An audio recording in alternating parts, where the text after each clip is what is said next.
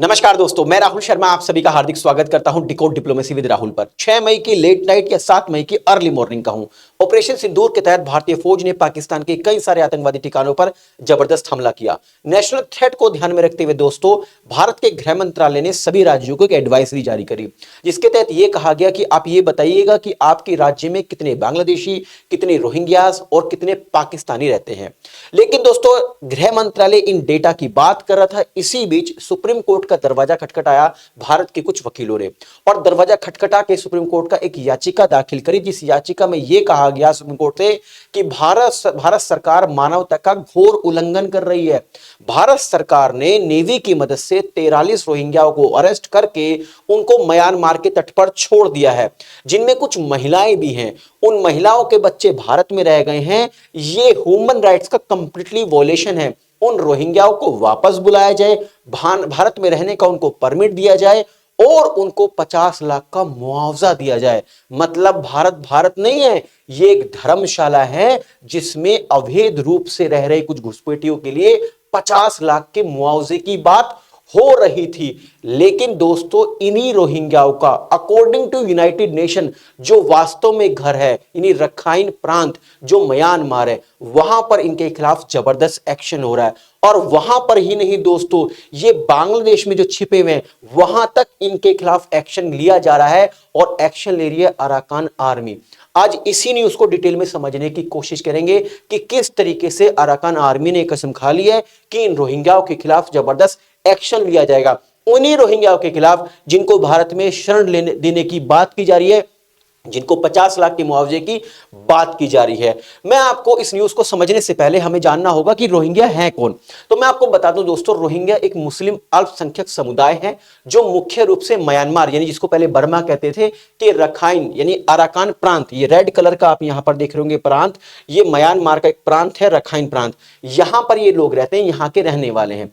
According to United Nations ये वास्तविकता नहीं है, कोई हिस्टोरिकल बैकग्राउंड भी नहीं है कि वास्तव में यहीं पर रहा करते थे। म्यांमार सरकार का और अराकान आर्मी का यह कहना है कि ये बांग्लादेशी और घुसपैठिए हैं, घुसपैठ करने में ये नंबर 1 पर आते हैं। म्यांमार आर्मी और जो अराकान आर्मी है, इनकी भी आपस में नहीं बनती, लेकिन दोनों का यह मत है, दोनों का यह कहना है कि ये बांग्लादेश के घुसपैठी हैं। अब दोस्तों, बात उठता है कि रोहिंग्या संकट शुरू कैसे हुआ, आखिरकार ये रोहिंग्या दुनिया के अलग अलग देशों में भागे कैसे। तो मैं आपको बता दूं दोस्तों, 1982 में म्यांमार सरकार ने एक नागरिकता कानून बनाया। इस कानून के तहत यह कहा गया कि रोहिंग्या जो हैं वो म्यांमार के नागरिक है ही नहीं। अब सरकार ने बोल तो दिया, लेकिन दोस्तों क्या होता है, समय बढ़ता गया और 2012 और 2017 में बोध जिनको रिप्रेजेंट कर रहा है अराकान आर्मी, यानी कि अराकान आर्मी बौद्ध मिलिशिया कहते हैं। बौद्ध धर्म बेसिकली शांति का प्रतीक है, लेकिन बौद्ध धर्म की रक्षा के लिए कुछ बौद्ध जो लोग होते हैं, जो हथियार उठा लेते हैं, उनको बौद्ध मिलिशिया कहते हैं।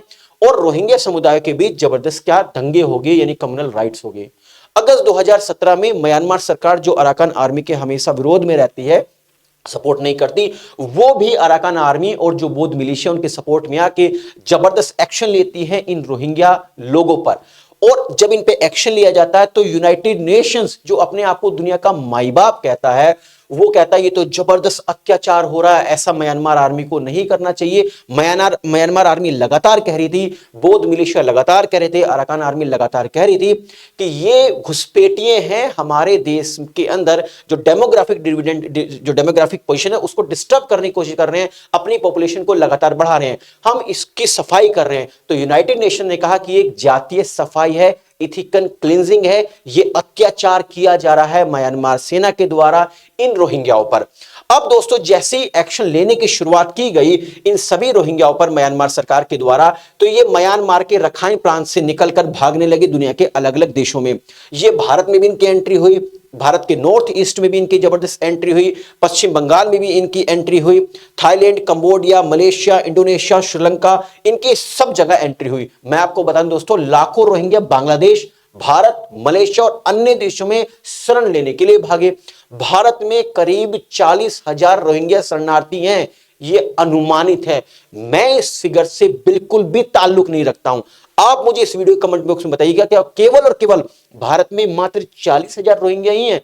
मैं आपको बता दूं, भारत के अंदर ये मुख्यतः जम्मू, हैदराबाद, दिल्ली, हरियाणा जैसे क्षेत्रों में इनका वर्चस्व बहुत ज्यादा है, इनकी पॉपुलेशन बहुत ज्यादा है।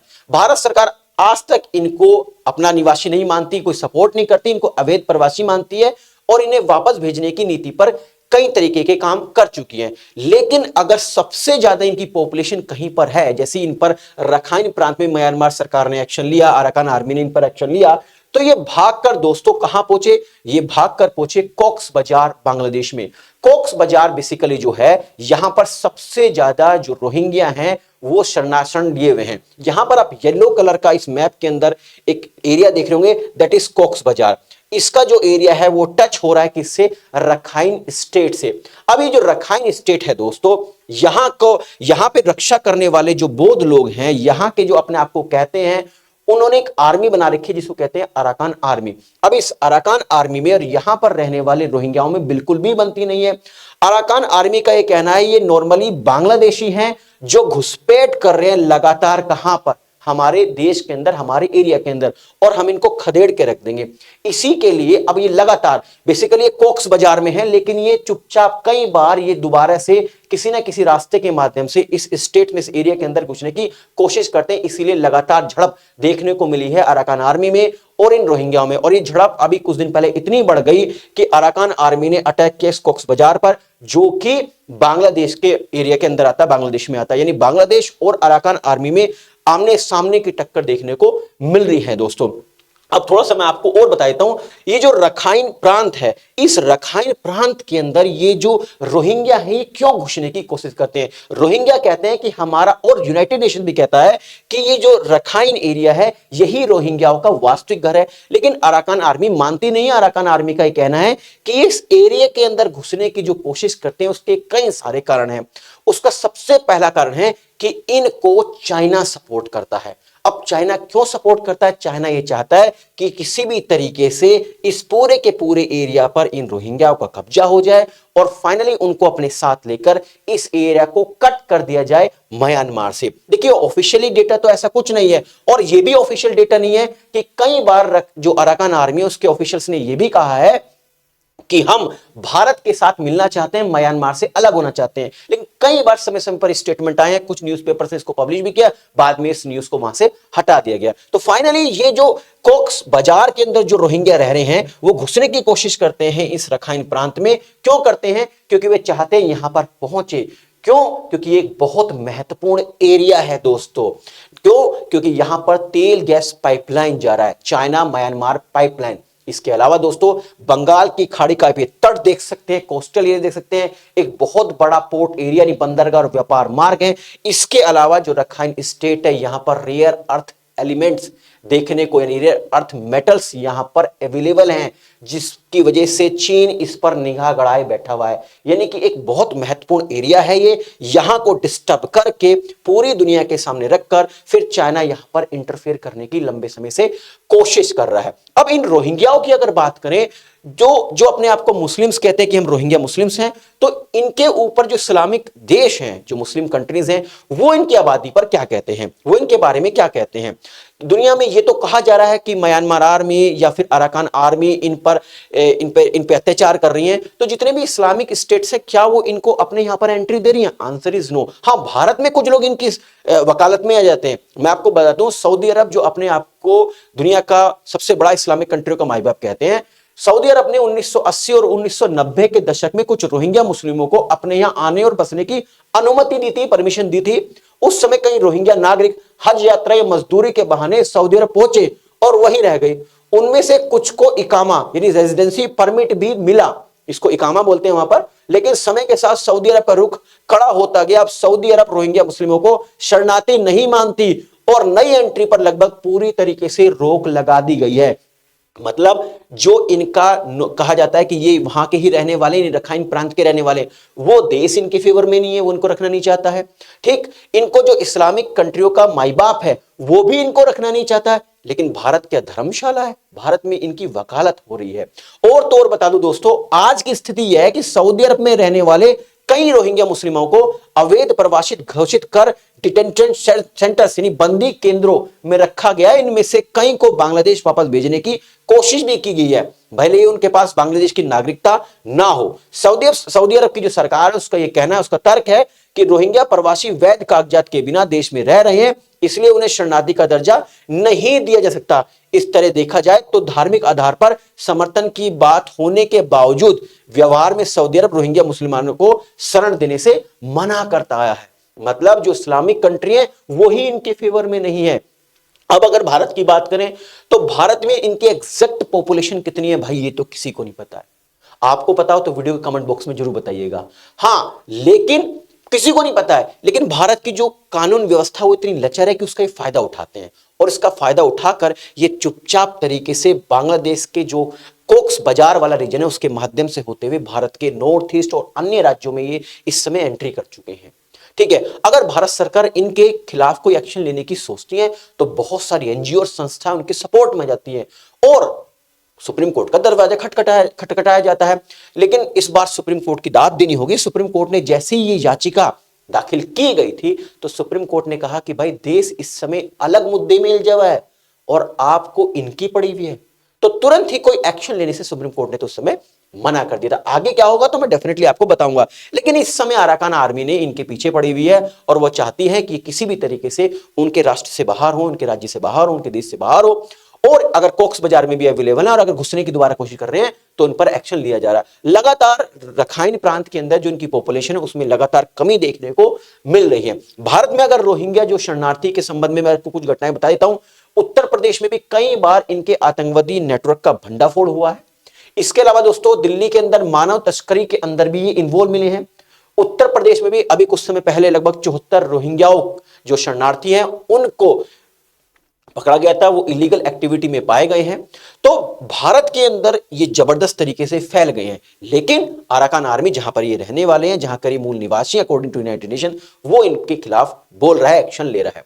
अब देखिए जो सुप्रीम कोर्ट में भारत की याचिका दाखिल की गई थी उसमें क्या मांग की गई थी, तो मैं आपको बता देता हूं थोड़ा उसके बारे में भी।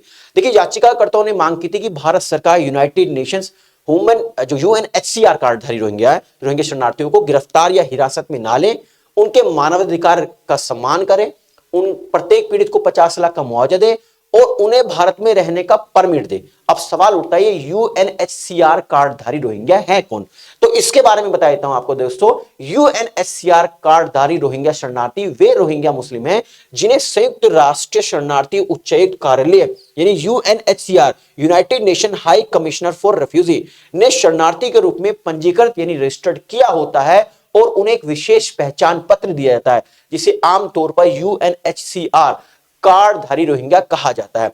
अब दोस्तों भारत इस कार्ड को मानता ही नहीं है। भारत सरकार ने गृह मंत्रालय का स्पष्ट तौर से रुख है। गृह मंत्रालय कहता है, स्पष्ट किया हुआ है कि रोहिंग्या मुस्लिमों को भारत में शरणार्थी के रूप में मान्यता नहीं दी गई है क्योंकि भारत ने 1951 के शरणार्थी सम्मेलन यानी रिफ्यूजी कन्वेंशन पर किसी भी प्रकार के कोई हस्ताक्षर नहीं किए। इसलिए जो यूएनएचसीआर द्वारा जारी पहचान पत्र आईडी कार्ड को भारत में कानूनी मान्यता नहीं दी जाती है। भारत सरकार इनको अवैध प्रवासी कहती है।